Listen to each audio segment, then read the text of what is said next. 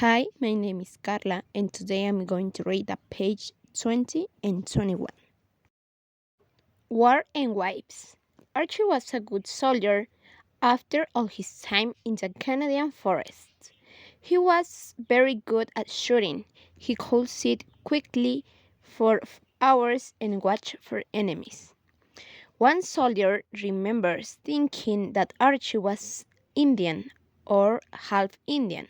Nobody could hide from enemy soldiers as well as Archie. The war was terrible. Tens or thousands of men died on both sides. In the fields of Belgium, Archie saw death everywhere. One night he put his coat on the tree. In the morning he saw that it was not a tree, it was the arm of a dead soldier. In January 1960, Archie was shot in the hand. He went to a hospital for a few weeks to get better, but he was soon hurt again. This time he was shot in the foot. He lost a toe and part of his foot. Archie's war ended, and he was sent back to England.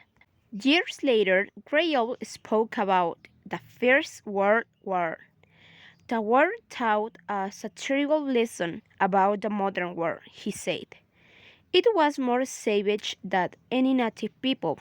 Maybe he did believe this when he was older, but immediately, always the war. Archie seemed to want the modern war again. He spent a long time in hospitals in England.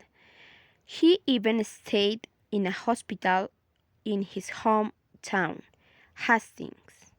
His aunts visited him, but Archie was very lonely. His aunts had an idea. He should call his old school friend, Ivy Holmes. Archie was an unusual man, but Ivy's life was different too. She was 26 and she worked as a dancer. Before the war, she traveled around Europe. Archie seemed very excited to her. She loved the stories that he told her. Ivy helped him to get better after his terrible time in the war. The two became very close. On February 10, 1917, Archie and Ivy were married at a beautiful church in a small town near Hastings. Of course, Ivy did not know that Archie was still married to Angel in Canada. What was Archie thinking? Was he trying to forget his life as an Indian?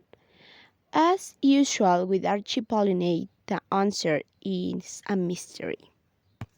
In March 1917, Archie's foot was much better and he could walk again. He told Ivy his hopes. He wanted them to back to Canada, to Biscoe. Mary lived there and Archie's wife Angel lived only 100 kilometers away. Again, we can imagine that was in Archie's mind. But Ivy was excited at the idea of living in Canadian forests. She agreed to go. Archie traveled first, leaving on September 19, 1917. He wanted his new wife to come and meet him later. But terrible news was waiting for Archie back in Canada. That's it for me. Thanks.